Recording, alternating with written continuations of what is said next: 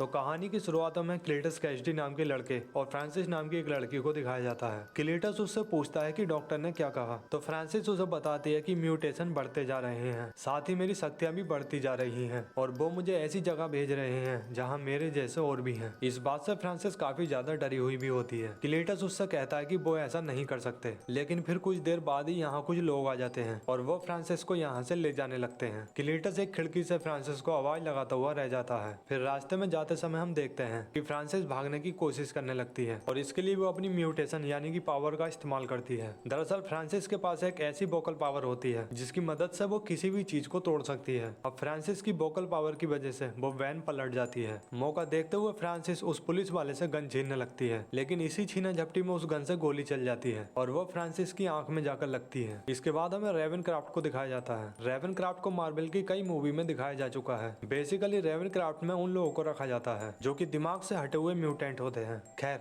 अब कहानी आ जाती है प्रेजेंट डे में, जहाँ फ्रांसिस के पास कुछ लोग आते हैं। वो उसे नाश्ता और एक न्यूज़पेपर देकर चले जाते हैं जिसमें लिखा होता है कि क्या क्लेटस कैसिडी को मौत की सजा दे देनी चाहिए, और ये आर्टिकल खुद एडी ब्रॉक ने ही छापा होता है। दरअसल क्लेटस कैसिडी एक सीरियल किलर होता है। अब यहाँ पर एक डॉक्टर आती है। वो फ्रांसिस से कहती है कि तुम्हारे पुराने आशिक को अब उसके कर्मों की सजा मिलने वाली है और उसके बिना ये दुनिया चैन की सांस ले सकेगी। अब अगले सीन में हमें एडी ब्रॉक और एक डिटेक्टिव मलिगन को दिखाया जाता है। एडी डिटेक्टिव मलिगन से कहता है कि मैं क्लेटस कैसिडी से कोई वास्ता नहीं रखना चाहता। तो डिटेक्टिव मलिगन एडी को बताते हैं कि वो सिर्फ तुमसे ही बात करना चाहता है। एडी उनसे पूछता है कि आखिर वो चाहता क्या है। तो डिटेक्टिव एडी को बताते हैं कि हो सकता है वो लापता लाशों के बारे में बात करना चाहता हो, और इतना कहकर डिटेक्टिव मलिगन यहाँ से जाने लगते हैं। तभी वेनम एडी की बॉडी से बाहर आकर डिटेक्टिव को खाने ही वाला होता है, लेकिन एडी उसको खींचकर वॉशरूम के अंदर लेकर चला जाता है, जहाँ इन दोनों में बातचीत होने लगती है। वेनम एडी से कहता है कि तेरे जैसा फट्टू आदमी मैंने आज तक नहीं देखा, हमें बाहर जाकर लोगों की मदद करनी चाहिए और भेजा खाना चाहिए। पर इन दोनों की बातें डिटेक्टिव मलिगन और एक महिला सुन रहे होते हैं। इसके बाद एडी वॉशरूम से निकलकर बाहर आता है और वो डिटेक्टिव मलिगन से कहता है कि वो क्लेटस से मिलने के लिए तैयार है। फिर अगले दिन एडी क्लेटस से मिलने के लिए सैन क्विंटीन प्रिजन में पहुंच जाता है। यहाँ आकर एडी क्लेटस से पूछता है कि तुम्हें मुझसे क्या चाहिए और तुमने मुझे यहाँ क्यों बुलाया है। क्लेटस एडी से कहता है कि मेरा एक पैगाम पहुंचा दो मेरे सभी फैंस तक, इसके बदले में मैं तुम्हें अपनी जिंदगी के सारे राज बताने को तैयार हूँ। फिर एडी उससे ये डील करके यहाँ से जाने लगता है, लेकिन वेनम एडी का ध्यान क्लेटस के सेल की तरफ कर देता है, जहाँ क्लेटस ने अजीब सी पेंटिंग के साथ साथ एक बीच की पेंटिंग बना रखी होती है। वेनम इन सभी पेंटिंग को अपने दिमाग में नोट कर लेता है। एडी जब बाहर आता है तो डिटेक्टिव मलिगन उससे पूछते हैं कि उसने क्या बताया, लेकिन एडी उन्हें कुछ नहीं बताता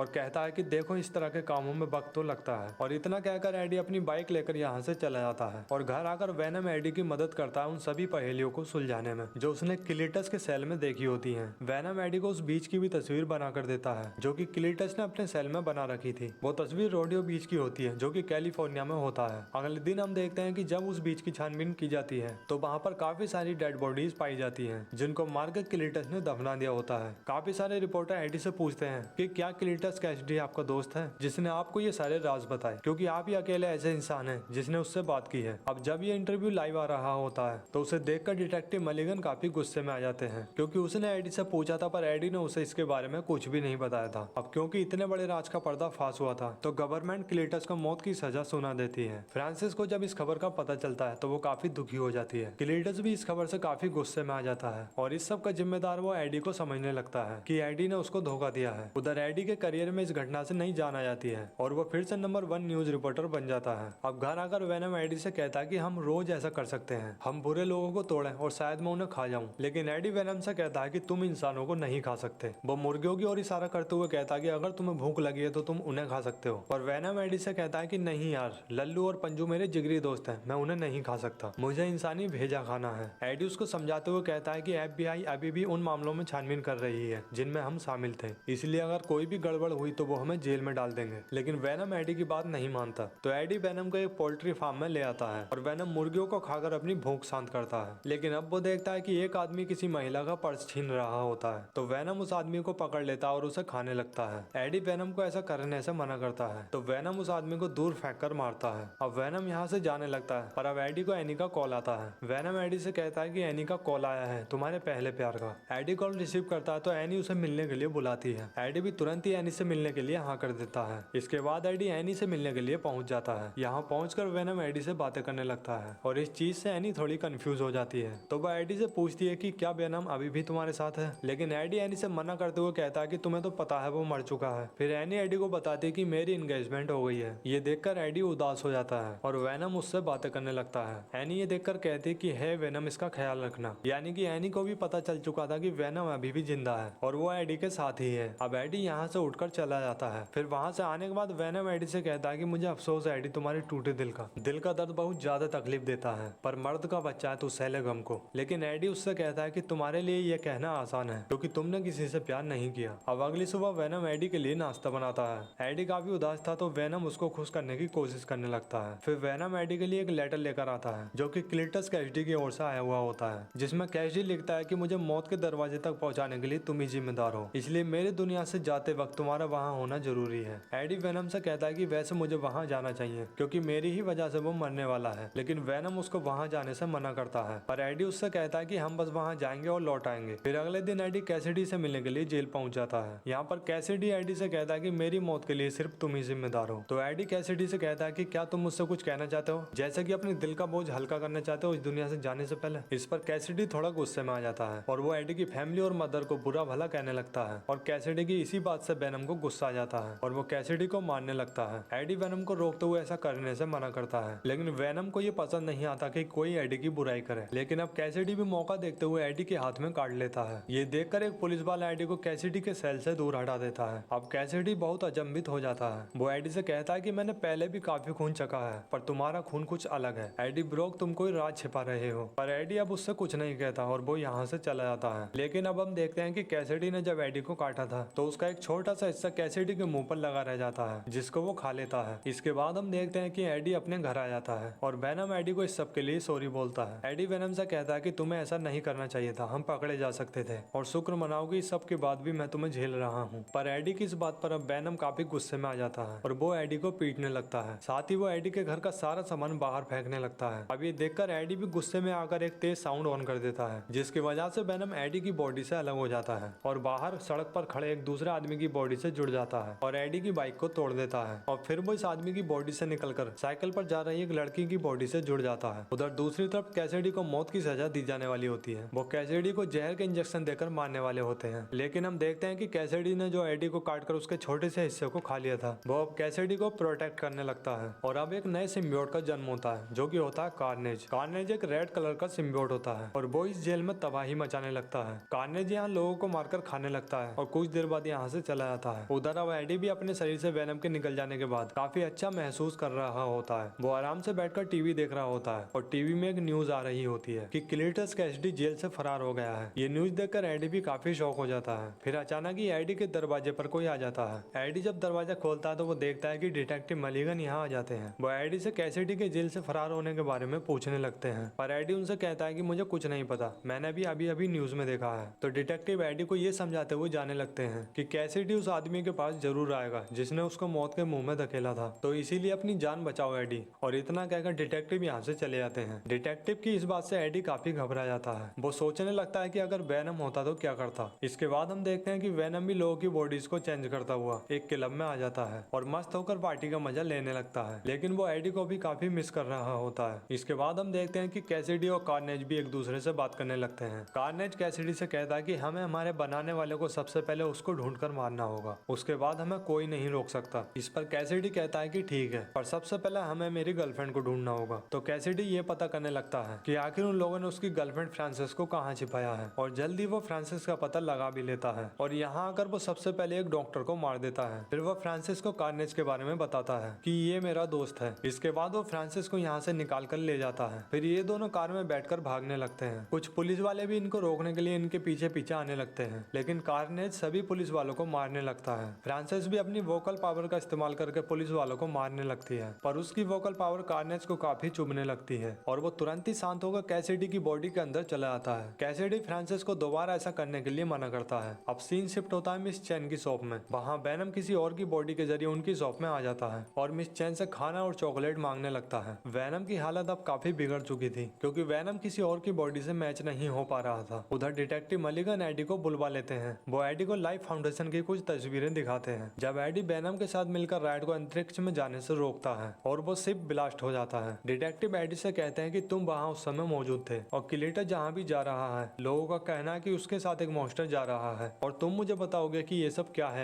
एडी सोचने लगता है कि कहीं वो मॉन्स्टर वेनम ना हो, तो वो डिटेक्टिव से कहता है कि कुछ भी बताने से पहले मैं कॉल करना चाहूंगा। इसके बाद एडी एनी को कॉल करके यहाँ बुला लेता है और एनी को बताता है कि मैंने एक गड़बड़ कर दी है, मैंने वेनम को अपने आप से दूर कर दिया और वो बिना खाए ज्यादा देर तक नहीं रह सकता। मुझे डर है कि कहीं वो क्लीटस की बॉडी से न जुड़ गया हो, प्लीज क्या तुम उसको मेरे लिए ढूंढ सकती हो। अब एडी को इतना घबराया हुआ देखकर एनी उसकी मदद के लिए मान जाती है। फिर एनी सीधे मिस चैन की शॉप में आ जाती है क्योंकि एडी ने उसे बताया था कि वेनम को चॉकलेट बहुत पसंद है। फिर हम देखते हैं कि वेनम अब मिस चैन की बॉडी में होता है। एनी वेनम को अपने साथ चलने को कहती है और कुछ देर बाद एडी के पास आ जाती है और वो वेनम के साथ जुड़े हुए ही दीवार तोड़कर एडी को यहाँ से ले जाती है। अब एनी, एडी और डैनी एक जगह पर इकट्ठा हो जाते हैं। तभी वेनम एनी से कहता है कि वो एडी के साथ कहीं नहीं जाएगा जब तक कि एडी उससे माफी नहीं मांगेगा। तो एडी अपने बर्ताव के लिए वेनम से माफी मांगता है। इसके बाद वेनम फिर से एडी की बॉडी में आ जाता है। उधर दूसरी तरफ कार्नेज, कैसिडी और फ्रांसिस प्लान बनाने लगते हैं क्योंकि कार्नेज तो वेनम को मारना चाहता था और कैसिडी एडी को। फिर इसके बाद कैसिडी डिटेक्टिव मलिगन का रास्ता रोक लेता है। डिटेक्टिव मलिगन उस पर गोलियां चलाने लगते हैं। तभी कार्नेज बाहर आता है और वो डिटेक्टिव मलिगन को पकड़कर यहाँ से ले जाता है। उधर दूसरी तरफ फ्रांसिस भी एडी के घर आकर छानबीन करने लगती है। उसे यहाँ वो रिंग मिल जाती है जिसको एडी एनी को देना चाहता था। फ्रांसिस उस रिंग को अपने पास रख लेती है। अब वो यहाँ एनी की एक फोटो को देखती है और कहती है कि एडी को इसके जरिए पकड़ा जा सकता है। तो वो एनी के पास आ जाती है और उसको किडनैप करके यहाँ से ले जाती है। वो डैन को एडी के लिए एक मैसेज भी देकर जाती है। डैन भी एडी को कॉल करके तुरंत ही बताता है कि वो लोग एनी को किस जगह पर लेकर गए हैं। इसके बाद हमें कैसिडी को दिखाया जाता है जो कि फ्रांसिस से शादी करने जा रहा होता है। यहाँ उसने डिटेक्टिव मलिगन और एनी को भी बांध कर रखा होता है। फिर कुछ देर बाद यहाँ वेनम भी पहुंच जाता है और उसको देखकर कार्नेज भी कैसिडी की बॉडी से बाहर आ जाता है। लेकिन उसको देखकर वेनम वापस एडी की बॉडी के अंदर चला जाता है। एडी वेनम से पूछता है कि अबे क्या हुआ बाहर आना, और वेनम उससे कहता है कि अबे वो लाल वाला है, मैंने जितना सोचा था वो उससे कहीं ज्यादा बुरा है। तो एडी वेनम से कहता है कि अबे तू जिसे चाहे खा लेना, तुझे पूरी छूट है, बस एक बार बाहर आ जा। फिर इतना सुनकर वेनम तुरंत ही बाहर आ जाता है और कार्नेज की तरफ दौड़ने लगता है। तो फ्रांसिस कैसिडी की मदद करने के लिए अपनी वोकल पावर से वेनम को रोकने की कोशिश करने लगती है। लेकिन कार्नेज फ्रांसिस को दूर फेंक कर मार देता है और उसको अपना मुंह बंद रखने को भी कहता है, जो कि फ्रांसिस को काफी बुरा भी लगता है। इसके बाद ये दोनों सिम्बियोट आपस में लड़ने लगते हैं। शुरुआत में वेनम कार्नेज को बहुत मारता है, लेकिन कुछ देर बाद कार्नेज वेनम पर भारी पड़ने लगता है। इसी दौरान डैन भी यहाँ पहुंच जाता है और वो भी वेनम की मदद करने के लिए कार्नेज को जलाने लगता है। पर जल्दी पेट्रोल खत्म हो जाने की वजह से कार्नेज अब डैन को पकड़ लेता है। वो अब डैन को खाने ही वाला होता है। तभी वेनम वहाँ आकर उसे बचा लेता है और कार्नेज को अपनी ओर खींच लेता है। लेकिन हम देखते हैं कि यहाँ एक बड़ा सा घंटा भी होता है जिससे ये दोनों सिम्बियोट टकरा जाते हैं और उस घंटे की आवाज से वापस अपने अपने होस्ट की बॉडी में चले जाते हैं। और ऐसा इनके साथ बार बार होने लगता है। तो कार्नेज उस घंटे को तोड़ देता है और पूरी ताकत के साथ वेनम को दूर फेंक कर मारता है। अब वो एनी को पकड़कर अपने साथ ले जाने लगता है, पर अब एडी काफी ज्यादा घायल हो चुका था। उसमें उठ पाने की बिल्कुल भी हिम्मत नहीं थी और वो काफी पत्थरों के नीचे भी दब चुका था। कार्नेज एनी को लेकर फ्रांसिस के पास पहुंच जाता है। तो फ्रांसिस कैसिडी को समझाते हुए कहती है कि काफी तबाही हो चुकी है, अब ये सब रोक दो। पर फ्रांसिस की ये बात कार्नेज को पसंद नहीं आती और वो कसकर फ्रांसिस का मुंह भींच देता है, जिसकी वजह से फ्रांसिस बेहोश होकर वहीं गिर जाती है। कैसिडी कार्नेज के अंदर से उसको ऐसा करने से रोकता है, लेकिन कार्नेज अब कैसिडी की बात नहीं सुनता। उधर वेनम भी पत्थरों के नीचे दबा ये सब देख रहा होता है कि कार्नेज अब कैसिडी पर हावी हो चुका है और वही उससे ये सब करवा रहा है। तो वेनम हिम्मत करके उन पत्थरों को अपने ऊपर से हटाता हुआ बाहर आता है और एक रोड को हाथ में पकड़े हुए बिल्डिंग को चढ़ता हुआ कार्नेज के पास तक पहुंच जाता है और मौका देकर उसको कार्नेज के सिर में घुसा देता है। एनी अब कार्नेज की पकड़ से छूट जाती है और गिरने लगती है, पर वेनम उसको पकड़ लेता है और सही सलामत फ्लोर तक पहुंचा देता है। लेकिन कार्नेज भी जल्दी संभलकर वेनम तक पहुंच जाता है और वेनम को मारने लगता है। वेनम पिटते हुए सोचने लगता है कि आखिर वो कैसे कार्नेज को हरा सकता है। तभी फ्रांसिस भी होश में आकर वेनम के पीछे उठ खड़ी होती है। तो वेनम उसी के जरिए कार्नेज को हराने की सोचता है, लेकिन वो जानता था कि फ्रांसिस कैसिडी के अलावा किसी और की बात नहीं मानेगी। तो वेनम फ्रांसिस को धक्का देकर उसको नीचे गिरा देता है, जिससे गिरते हुए फ्रांसिस को गुस्सा आ जाता है और वो अपनी वोकल पावर द्वारा चीखने लगती है, जिससे वहाँ की दीवारें टूटने लगती हैं और उसी की आवाज से ही ये दोनों सिम्बियोट अपने अपने होस्ट को छोड़कर अलग हो जाते हैं। वेनम तो किसी तरह डैन और एनी की बॉडी से होते हुए एडी तक पहुंच जाता है, पर कार्नेज और कैसिडी दोनों अलग अलग होकर नीचे गिरते हैं। वेनम भी तुरंत ही यहाँ आ जाता है और वो कार्नेज को कैसिडी के पास तक पहुंचने से पहले उसको पकड़ लेता है और उसको खा जाता है। और अब वेनम कैसिडी के पास आकर उसको उठा लेता है। कैसिडी एडी से कहता है कि तुम जानते हो एडी मैं क्या चाहता था।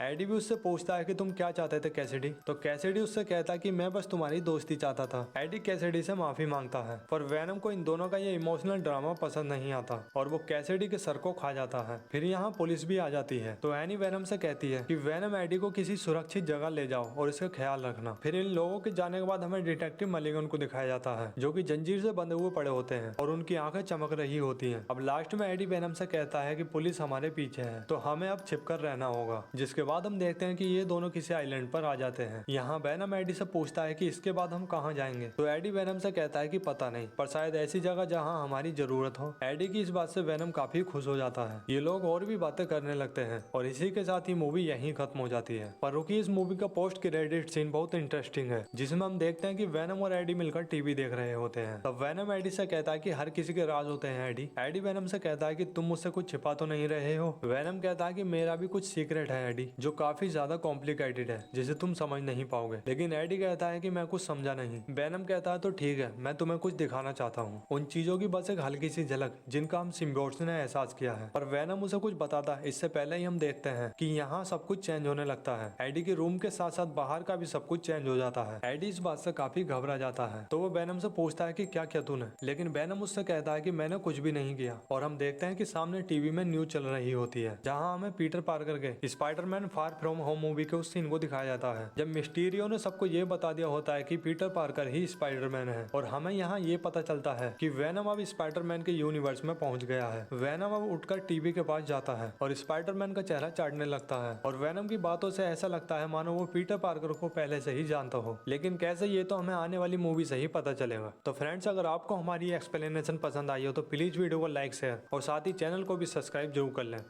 So thanks for watching guys.